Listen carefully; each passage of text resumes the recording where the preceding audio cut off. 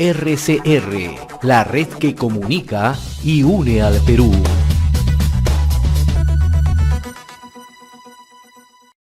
Bien, vamos a establecer ya comunicación con Gustavo Nakamura, director del Centro de Innovación de Políticas Públicas, especialista en políticas de educación. Gustavo, qué gusto saludarte. Gracias por atender la comunicación con Enlace Regional RCR, Red de Comunicación Regional, en esta transmisión especial, ¿no? En primer lugar, felices fiestas, feliz bicentenario, ¿no? ¿Qué tal, Pepe y Augusto, Carlos y todos los que están ahí en la mesa de conducción? Sí, feliz bicentenario, feliz 28 y preocupado, podría decir en este momento, por lo que viene para el país, ¿no? Ya sabíamos a qué nos ateníamos, entonces ahora tenemos lo que el pueblo votó, tal como dice el presidente Castillo, ¿no? El pueblo es el que manda, bueno, el pueblo nos ha puesto en esta situación. Y ahora a partir de ahí comenzaremos, entiendo yo que las fuerzas democráticas comenzarán a trabajar. Hay un parlamento que no tiene los votos del presidente Castillo, entonces, bueno, o nos ponemos a dialogar y a consensuar, o esto no tiene viabilidad. Y como los he escuchado hace un rato, el ciudadano a pie, el que siente hambre en la calle, y al que no le llega todavía la vacuna, no le importa si hay un cambio de constitución, lo que va a pedir es comida, comida. Y eso, la izquierda es especialista en esa narrativa. Si la derecha no entiende que tiene que trabajar desde ahí, la verdad la situación es bien compleja en este momento. Ahora, Y el empresariado también. esa es tu apreciación de manera general en este tema, partiendo evidentemente de la propuesta del cambio de constitución de la Asamblea y la instalación de la Asamblea Constituyente, Gustavo. Pero sin embargo, hay un tema que tú has venido desarrollando paulatina y sistemáticamente durante estos meses, que es el tema de educación. Sí. Y hablaba de declarar en emergencia la educación en el país. ¿Cuál es tu posición respecto a esto? ¿Era necesario hacer esto? Las medidas que está anunciando el presidente Castillo, el de pagar la deuda social a los maestros, las clases presenciales a partir del 2022, o sea, el próximo año, ¿no?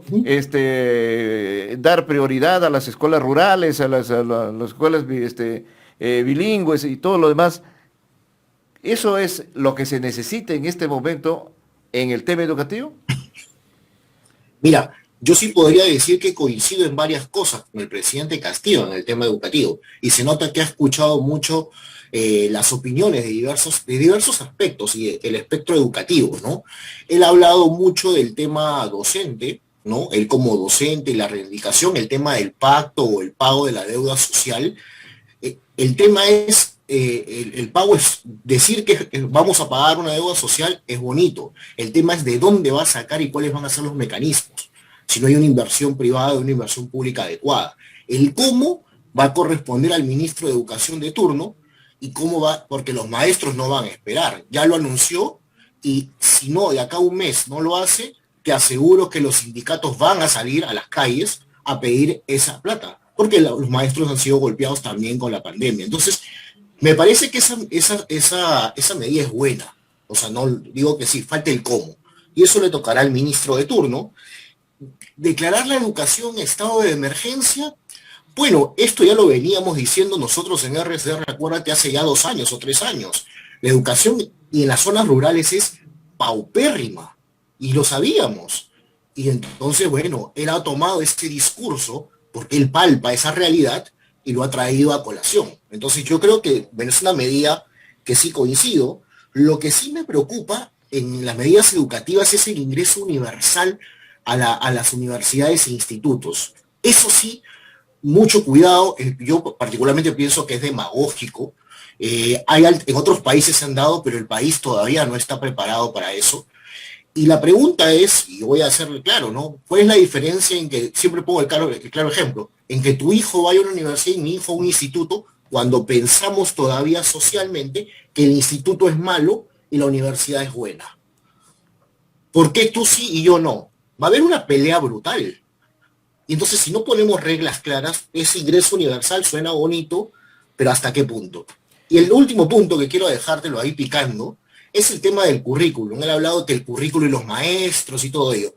Bueno, toda la caviarada, porque esa es la palabra, que ha organizado durante 10 años el currículum, que se reúne en el Consejo Nacional y que cambian a los ministros y el ministro de turno y el otro y todos estos que han hecho.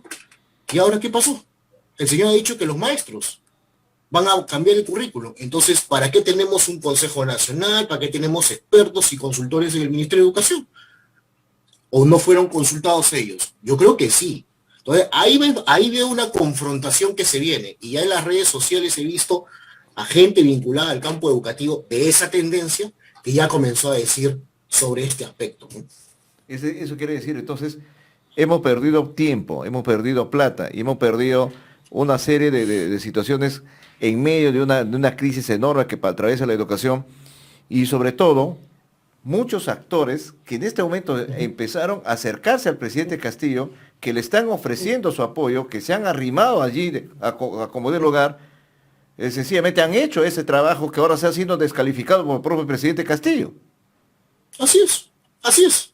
Son aquellos que han hablado a favor de la democracia, la conciencia moral del país. Ahí está. Ahora el presidente ha dicho claramente esto, y esto refleja que él quiere gobernar con el pueblo, como él ha dicho. Entonces, yo creo que ahí tenemos una confrontación que se viene entre un sector de la izquierda moderada y la izquierda radical representado por el magisterio. Esperemos quién será el ministro de Educación. Pero si el ministro de Educación viene de esa tendencia, como muchos congresistas son, como el congresista Tello Paredes, se viene una confrontación directa con la izquierda moderada en el campo educativo. Y como la derecha lo ha perdido hace más de 20 años, pues estaremos sentados mirando cómo dos frentes se van a pelear por un tema crucial en este momento como la educación, que es un tema político, porque como bien saben, lo que pasa en el currículum baja la mentalidad de los alumnos y es la forma como reescriben la historia. Pero hay un punto importante que ha dicho, ¿ah? No ha dicho que va a llegar al 10% del PBI de educación, porque si hubiera dicho lo mismo, la verdad, con todo lo que ha ofrecido, hasta el tren Grau, el tren, ¿de dónde va a sacar esa plata? Entonces lo que ha dicho es paulatinamente y va a doblar el presupuesto en educación, en su gobierno, durante su gobierno. Ya con eso te está diciendo que quiere llegar casi al 7%. Habló de un porcentaje del PBI, pero no fijó cuánto. No fijó. ¿No? Lo que ha dicho No que se va a fijo. ampliar la participación de gasto de PBI, ¿no? Eso es lo que ha dicho puntualmente. Se va a ampliar y se va a duplicar la asignación presupuestal.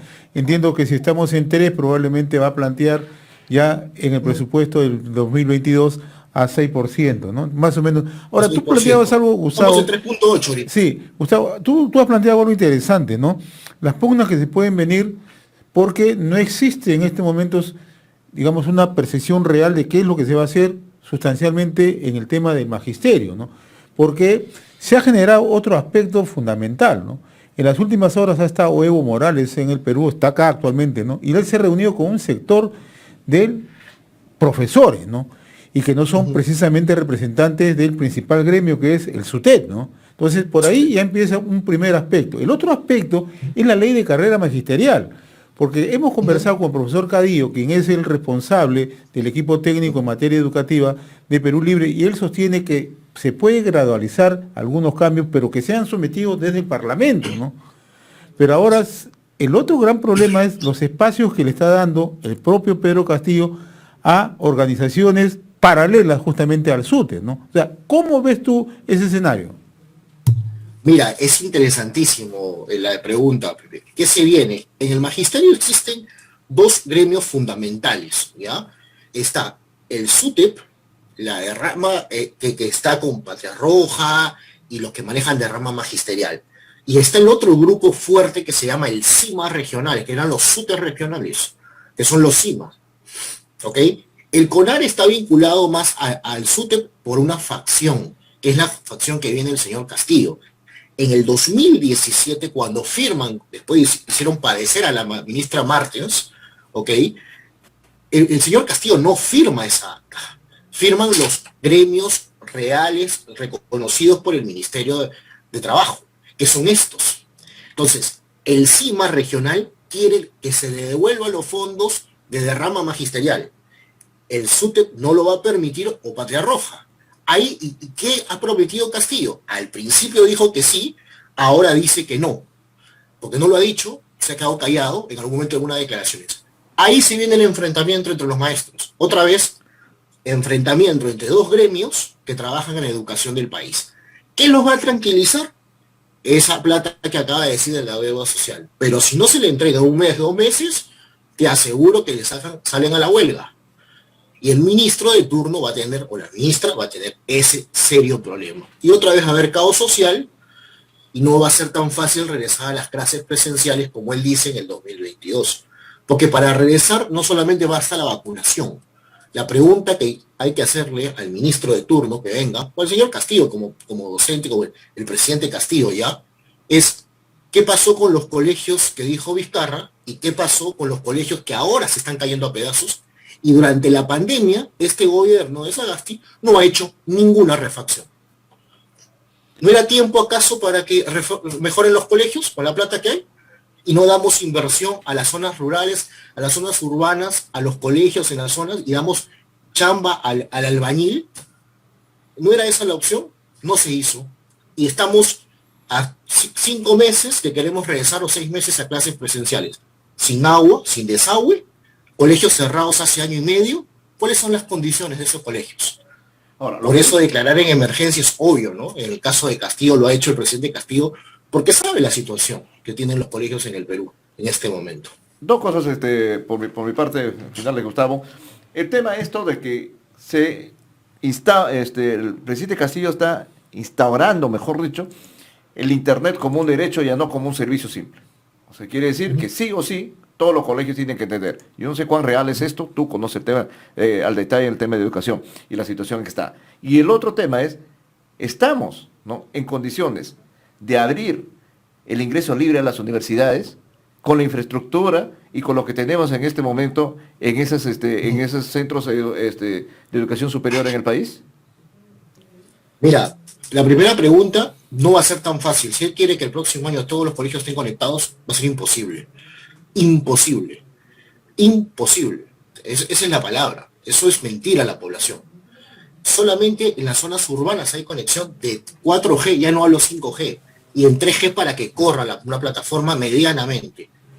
En las zonas rurales no lo hay. Hay experiencias que se han abierto como centros de aprendizajes y de telecentros. Yo lo escuché al profesor Cadillo de hablar de temas de centros comunales de aprendizaje, que es los telecentros de aprendizaje que lo hicieron en su momento hace 3 o 4 años. Hubo experiencia, me parece que fue en Huancavelica y Ayacucho. Entonces, por ahí llegarán, pero hay zonas donde no va a llegar el Internet tan rápidamente hasta que la red dorsal y todo ello. O sea, no va a ser el próximo año.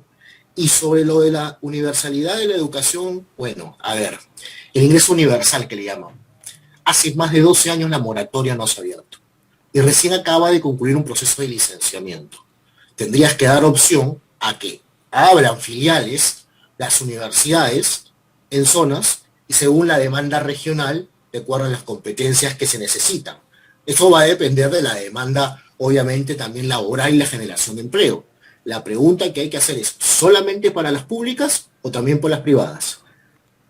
Pero aquí hay otra pregunta, no tocó el tema de SUNEDU, ¿no? SUNEDU no fue tocado. No tocó el tema de SUNEDU, no se sabe, se va a tumbar la SUNEDU, no se toma la SUNEDU. Lo que sí está claro es que el CONCITEC va a quedar en el limbo y ahora hay un nuevo ministerio para crear puestos de trabajo para la gente que lo ha apoyado. Porque está claro, más burocracia es ampliar más, ¿no? Si tienes un Ministerio de Educación con 8.000 trabajadores aproximadamente ahorita, entonces imagínate, pues, o sea, ahora otro ministerio, Dios mío, o sea, ciencia y tecnología con un nuevo ministerio. La verdad, el tema universal lo veo muy complejo, muy bonito, pero no tenemos la capacidad para eso en este momento. Entonces, creo que va a ser una medida de buena intención, pero poco realista. Muy bien, Gustavo. Como siempre, yo te agradezco la amabilidad de haber compartido esta comunicación con RCR, Red de Comunicación Regional. Vamos a seguir conversando con más amplitud en los siguientes programas, porque en realidad, seguramente ya cuando se instale el gabinete, cuando conozcamos quién es el próximo ministro de Educación, vamos a tener ya mayores precisiones. Un fuerte abrazo, Gustavo, como siempre. Gracias, ¿eh? Gracias. Un fuerte abrazo a los 4 y que pasemos unas felices fiestas también. Gracias, gracias. RCR, la red que comunica y une al Perú.